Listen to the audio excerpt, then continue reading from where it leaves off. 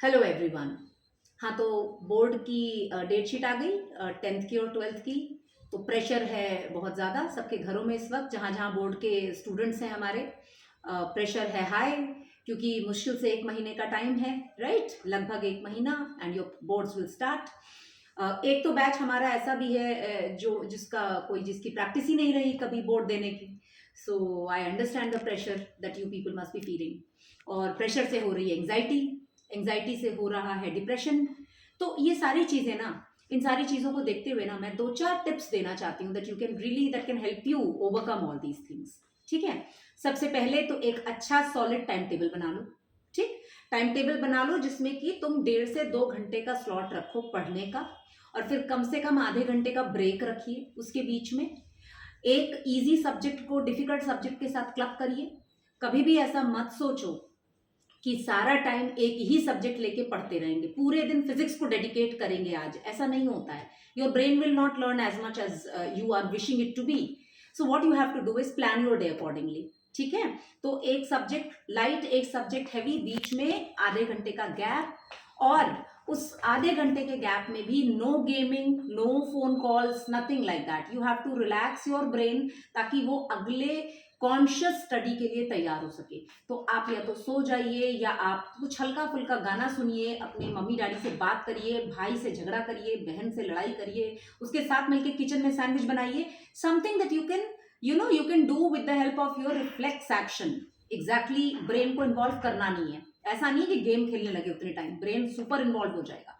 So after all these things what you have to do, आपका जब break खत्म हो जाए आप दूसरा सब्जेक्ट पढ़ेंगे, थोड़ा लाइट सब्जेक्ट लेंगे। लेकिन लाइट सब्जेक्ट स्टार्ट करने से पहले फिर से 5-10 मिनट केवल वो जो अभी पढ़ के उठे हैं ना, उसकी एक रिवीजन लगाएंगे। कुछ नहीं समझ में आया था, दोबारा पढ़ने नहीं बैठेंगे, सिर्फ रिवाइज करेंगे। इससे क्या होगा ना, आप अपने न्यूरॉन्स को थोड़ा सा और ऊपर ले आएंगे, उन वाले न्यूरॉन्स को। ठीक है? वो ब्रेन का फंडा ऐसा ही होता है। Revision makes the neurons store better.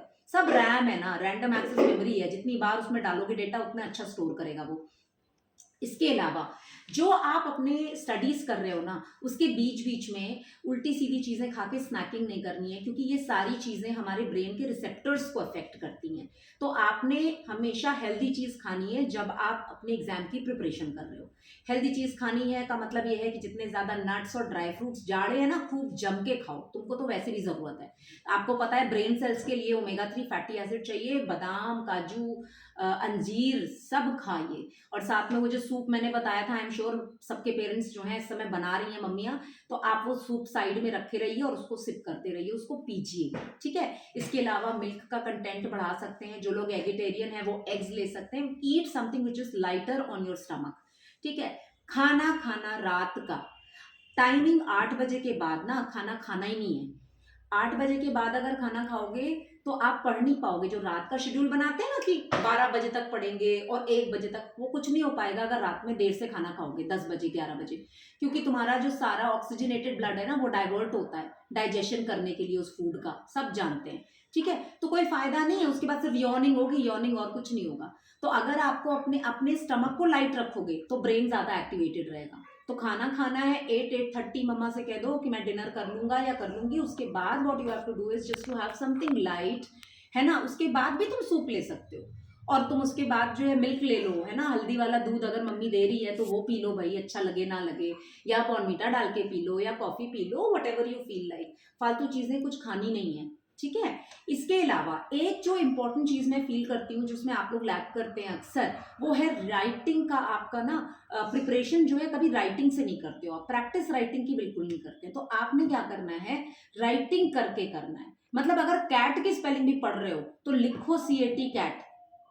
आप ना फॉर्मूला रटते हो, मैंने देखा बच्चे कहते हैं formic acid, HCOOH, what is this? You better be writing it.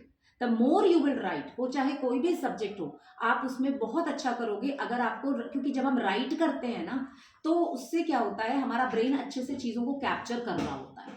तो यू मस्ट राइट इट। ठीक है? Learning by writing. Early to bed early to rise is a very good thing to follow. May be आप late dwellers हो, आप रात में देर तक जगना चाहते हो और पढ़ना चाहते हो, मगर आपका ब्रेन इतना एक्टिवेटेड नहीं होता है रात के टाइम पे। तो हो सके तो रात को टाइम से सोइए और सुबह जल्दी उठ करके पढ़ना शुरू करेंगे। और सुबह का एक इम्पॉर्टेंट टिप सुबह का ब्रेकफास्ट जरूरी है। बाय 8:30 आप उठिए, 6 बजे 5:30 बजे जब आप उठते हैं थोड़ा पढ़िए, after brush and all fresh होइए, ब्रश करिए, पढ़ाई करिए और 8:30 तक आप अपना ब्रेकफास्ट ले लीजिए जो कि हाई प्रोटीन डाइट होना चाहिए। ठीक है, आप कार्ब्स को थोड़ा सा इस समय ना दूर रखिए अपनी बॉडी से, क्योंकि कार्बोहाइड्रेट्स जब आप लेते हो या फैट्स लेते हो तो आपकी बॉडी को ज़्यादा मेहनत करनी पड़ती है। तो आप बेटर क्या है कि प्रोटीन डाइट पे रहिए, इससे आपको ज़्यादा टाइम तक फीलिंग होगी, आपको खाने की ज़्यादा बार बार इच्छा नहीं होगी एंड प्लस आपको एनर्जी उसमें पूरी रहेगी, आप उसकी चिंता नहीं करिए।